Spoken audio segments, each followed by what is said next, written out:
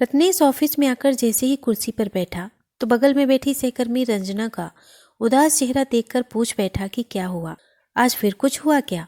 तभी रंजना उसे फाइल देते हुए कहती है कि रत्नेश जी, मैंने सारा वर्क पूरा कर लिया है, बस आप जरा चेक कर लीजिएगा। जैसे ही रत्नेश ने उसके हाथों से फाइल ली तो उसके हाथों में घाव देखकर पूछ बैठा कि तुम्हारे हाथों में यह घाव कैसे है, तुम मुझे अपना समझकर बता सकती हो। तुम्हारी आंखों को देखकर लग रहा है कि तुम बहुत रोई हो। रत्नेश के इतना कहते ही रंजना आंखों में झिलमिलाते आंसुओं को रोकने के लिए जल्दी से वॉशरूम चली जाती है।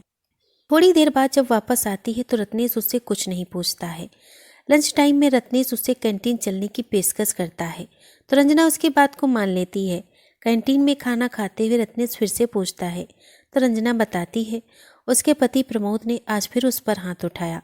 खुद के लिए तो वह सब कुछ सह लेती, पर आज उसने उसकी 4 साल की बेटी पर भी हाथ उठा दिया। यह कहते हुए वह रो पड़ती है। क्यों?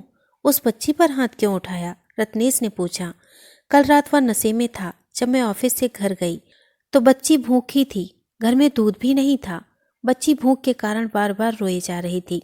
मेरी भी तबीयत कुछ सही नहीं थी तो मैंने इन्हें बाहर से दूध लाने के लिए कह दिया। बस इसी बात का गुस्सा इन्होंने मुझ पर और बेटी पर निकाल दिया। मैंने इस नकारा आदमी से शादी करके बहुत बड़ी गलती कर दी। मुझे नहीं पता था कि यह मुझे धोखा देगा और खुद घर बैठकर मेरी कमाई पर ऐश करेगा। चूंकि हम दोनों ने लव मैरिज की है तो मैं मायके भी नहीं जा सकती हूँ। मैं किससे अपना दुख दर्द कहूँ? मेरा दुख समझने वाला कोई नहीं है। यह कहते हुए रंजना की आंखों से फिर से आंसू बहने लगते हैं। तो तुम क्यों इतना दुख सहन कर रही हो? क्यों नहीं उसे छोड़ देती हो? रत्नेश कहता है। छोड़कर कहाँ जाऊंगी मैं? अब इस दुनिया में मेरा कोई नहीं है। अब मैं बहुत परेशान हो गई हूँ। अभी तक मैं उसके पास अपनी बेटी को छोड़कर आ जाती थी, पर कल जब उसने बेटी पर हाथ उठा दिया तो मैं अब उस पर भी विश्वास नहीं कर सकती हूँ। आज तो मैंने उसका स्कूल में एडमिशन करा दिया है और छुट्टी के बाद भी वहीं रहेगी। जब मैं ऑफिस से घर जाऊंगी तब उसको ले लूंगी। लंच टाइम खत्म हो चुका था। यह देखते हुए दोनों ऑफिस में आकर फिर से काम में लग जाते हैं। दूसरे दिन रात में मोबाइल पर लगातार रिंग आ रही थी। उसने देखा कि रात के 11 बज रहे थे। जब तक उसने मोबाइल उठाया तो देखा कि फ़ोन पर कॉल रंजना की पड़ी हुई थी। उसने वापस कॉल किया तो रंजना ने रोते हुए बताया कि उसके पति ने उसको और उसकी बेटी को घर से बाहर निकाल दिया है और खुद ताला लगाकर कहीं चला गया है। फ़ोन भी स्विच ऑफ कर लिया है। यह सुनते ही रत्नेश बोला कि मैं अभी आ रहा हूँ।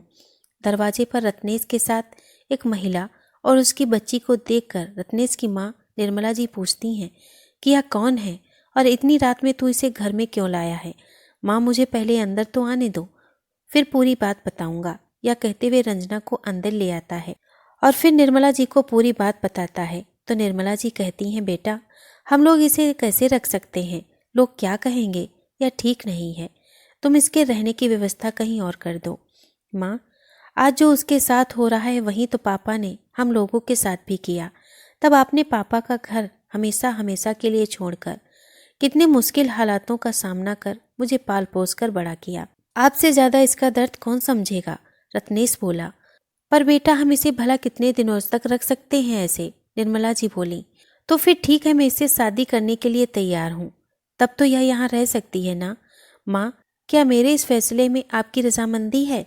मैं इस बच्ची को पिता का प्यार देना चाहता हूँ। यह सुनते ही निर्मला जी को अपना जीवन याद आ जाता है कि रत्नेश की परवरिश कितने मुश्किल हालातों में की।